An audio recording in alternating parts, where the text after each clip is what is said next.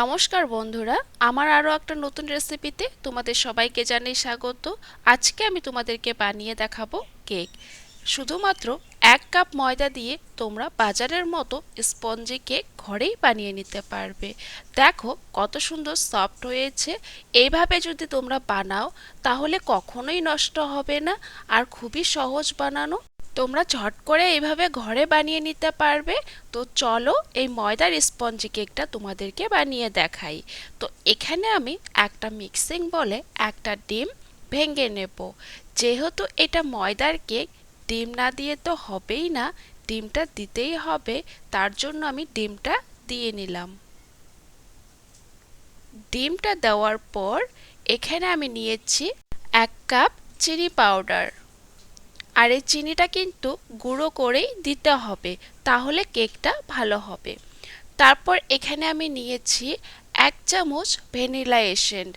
ডিমের গন্ধটা কেউ কেউ পছন্দ করে না, তার জন্য এই ভ্যানিলা এসেন্সটা দিয়ে দিলাম ডিমের গন্ধটা না থাকার জন্য।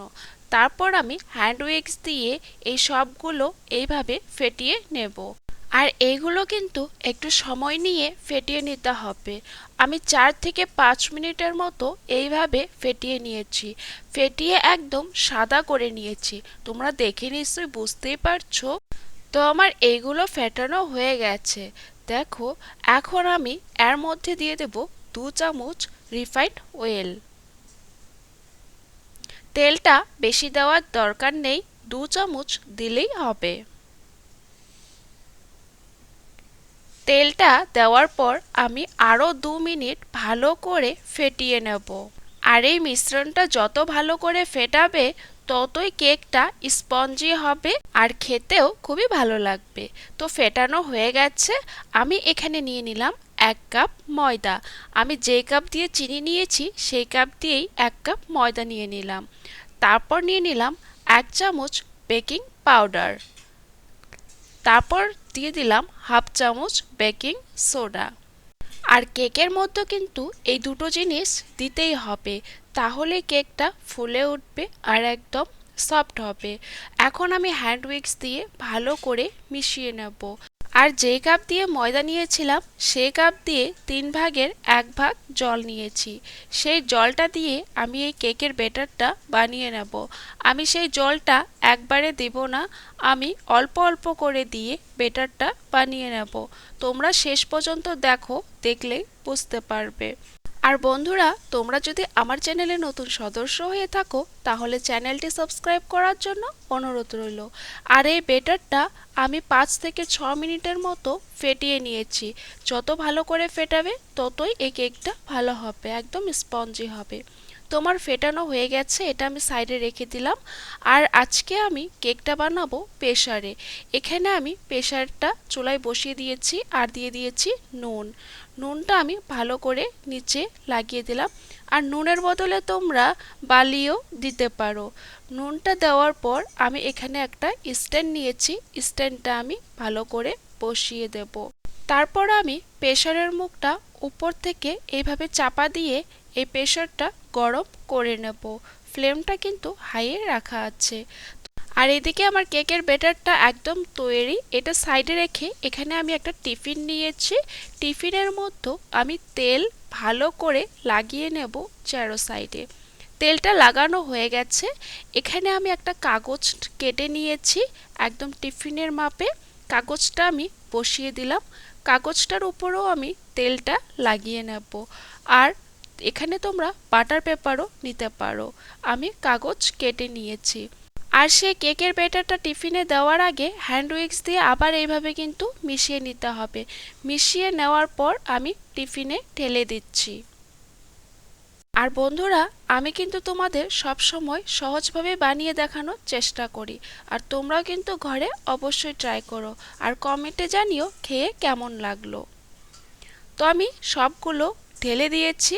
আর ব্যাটারটা টিফিনে ঢালার পর এইভাবে একটু করে নিতে হবে কেকের ব্যাটারটা ভালোভাবে বসার জন্য।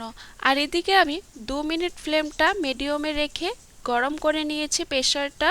এখন আমি সে কেকের ব্যাটারের টিফিনটা এর মাঝখানে দিয়ে দেব।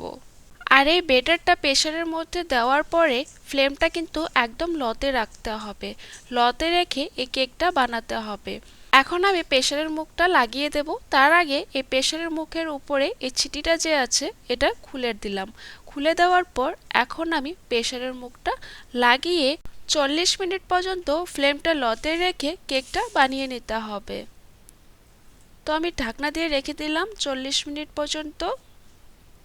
ফিরে আসলাম 40 মিনিট পর। এখন আমি ঢাকনাটা খুলে দিচ্ছি। দেখো কত সুন্দর হয়েছে উপর থেকে। আর এই কেকটা হয়েছে কিনা সেটা বোঝার জন্য একটা টুথপিক নিয়েছি।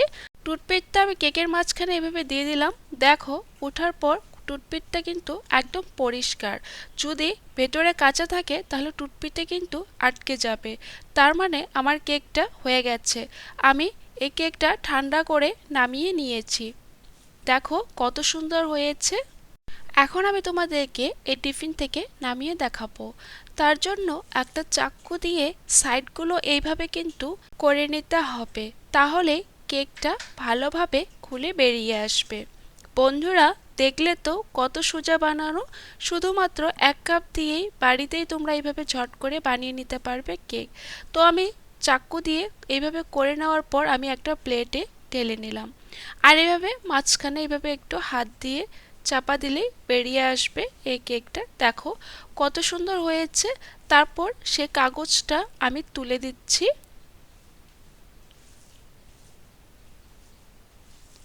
তোমাদেরকে দেখিয়ে দিচ্ছি এই কেকটা কত স্পঞ্জি হয়েছে। দেখো একদম নরম তুলতুলে হয়েছে, কত সুন্দর। আর তোমাদেরকে কেটেও দেখাচ্ছি। দেখো বন্ধুরা কত সোজা বানানো এই কেকটা। তোমাদের ঘরে বানানোর জন্য অনুরোধ রইল, বানিয়ে কমেন্টে জানিও খেয়ে কেমন লাগলো। তো দেখো আমি কেটে নিচ্ছি।